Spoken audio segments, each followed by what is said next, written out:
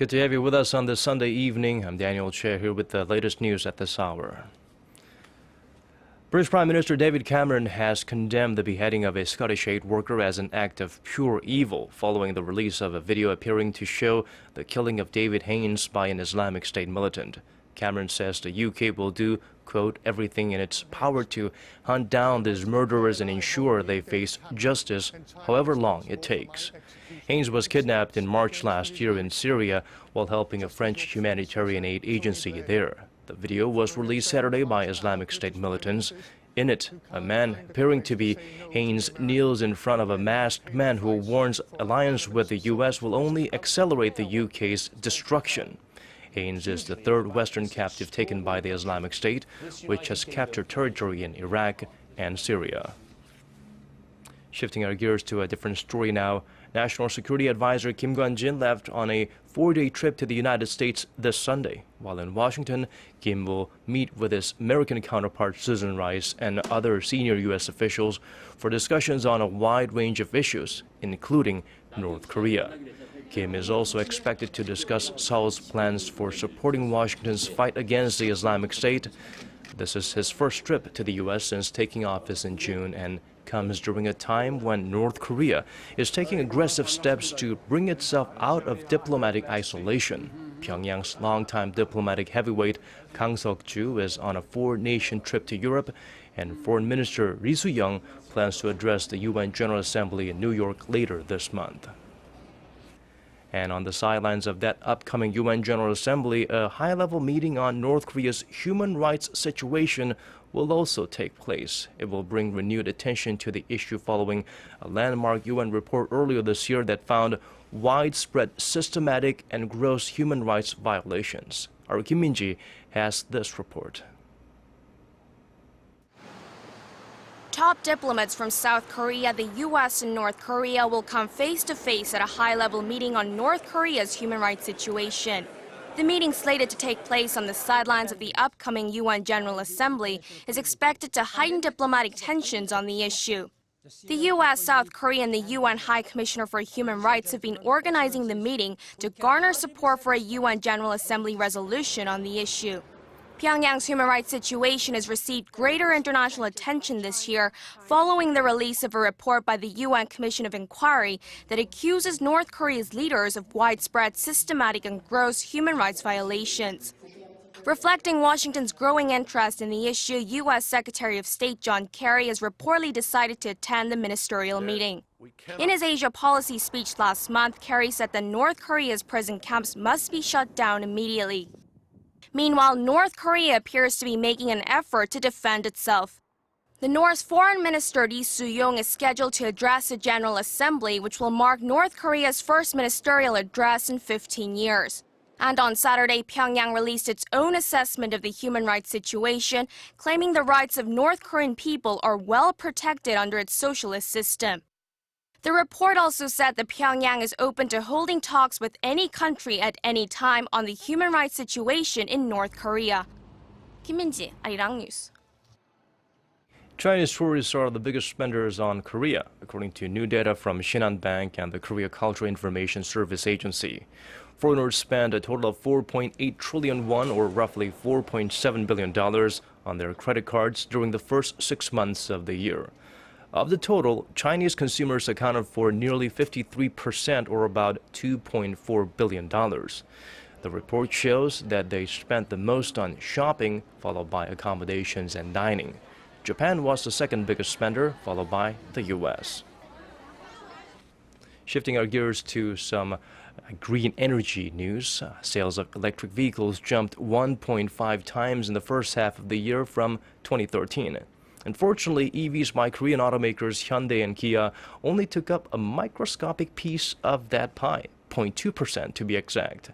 According to numbers released Sunday by automotive industry portal Marklines, over 60,000 EVs were sold worldwide between the months of January and June 2014, a 40.4% increase from the same period last year. Leading the pack was Nissan's Leaf, with global sales of 24,344, or 40% of the global EV sales. Trailing behind are Tesla's Model S, BMW's i3, and Renault's Zoe. Korea's EV model Ray sold just 139 in the first half of 2014, with overall EV sales declining from 531 in the year 2012 to 277 in 2013. Jeju's popularity as a vacation destination, especially among foreigners, is expected to surge in the coming years. And to better welcome them, the government is looking to spruce up the island's one and only airport, and soon. Our Kim Hyun-bin reports. The only way to fly into Jeju is through the Jeju International Airport. First opened in 1968, it has undergone numerous add-ons and updates to grow with the area's expanding tourism. But after 44 years, it's struggling to keep up, seeing as how the island is not only a popular destination among locals, but also growing numbers of foreign tourists. The Korean government thinks it's time the airport gets a major makeover. Recently, especially during holidays and certain seasons, I've noticed that airports get very overcrowded with people. A 5-year study released last week by the Transport Ministry showed the number of air travelers passing through Jeju International reached 20 million last year. However, it's expected to more than double to 44 million by the year 2030. In 4 years, the airport's runways will be unable to handle the increased traffic. Meanwhile, visitors from around the region continue to pour in. The number of Chinese tourists alone has spiked more than tenfold, from about 175,000 in 2008 to over 1.8 million last year. In light of the data, the ministry says the feasibility study for expansion of the airport will be launched soon, in order to accommodate the future influx of visitors. Kim Hyun-bin, ARIRANG News.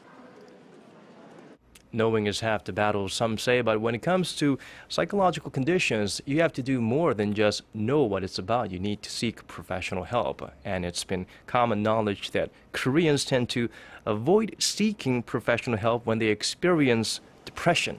But now a new survey seems to confirm it.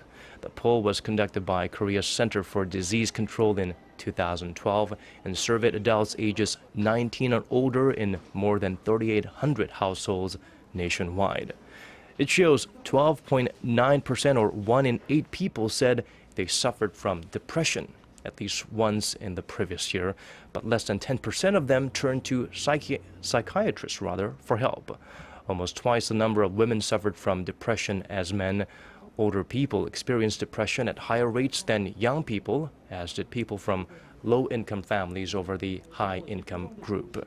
A CDC researcher said the treatment rate is low because people are afraid of the social stigma against psychiatric help. Today brought lower humidity levels and bearable heat to Korea, and 2 more signs that autumn is right around the corner.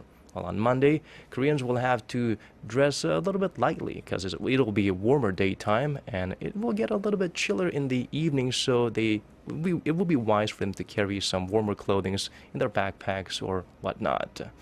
Now let's check out the weather conditions in your neck of the woods and elsewhere around the world.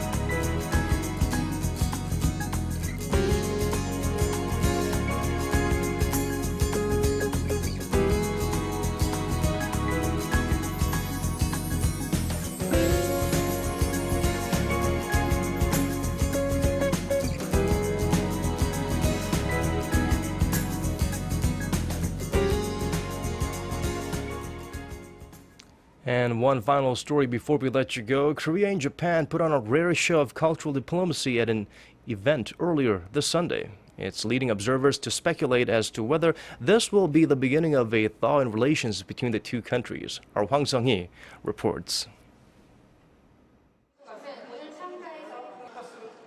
A rare show of cultural diplomacy between Korea and Japan is raising hopes for improved relations between the two neighbors. Sitting side by side, Foreign Minister Yoon Byung-se and Japanese Ambassador to Korea Koro Betsho enjoyed the 2014 Korea-Japan Festival in Seoul on Sunday. This marked the first time Minister Yoon attended the annual event. Holding these events more frequently will not only improve relations between the people of the two countries, but also of the two governments. On the sidelines of the festival, the two diplomats discussed ways to mend their strained ties, which have tumbled to a new low in recent years due to disputes over historical facts and territorial claims. And we both agreed, well, we had a little chat afterwards, that next year should be a special year in which Japan and Korea should make a fresh start towards a closer and friendlier relationship. The meeting comes amid speculation about a possible summit between President Park Geun-hye and Japanese Prime Minister Shinzo Abe on the sidelines of the APEC summit in November in Beijing. The two leaders have not met since taking office. But whether these cultural exchanges will be enough to break the ice between President Park and Prime Minister Abe still remain to be seen. 황상희, ARIRANG News. And that's all from us. Thank you for watching. More updates coming your way at 10 p.m. Korea time.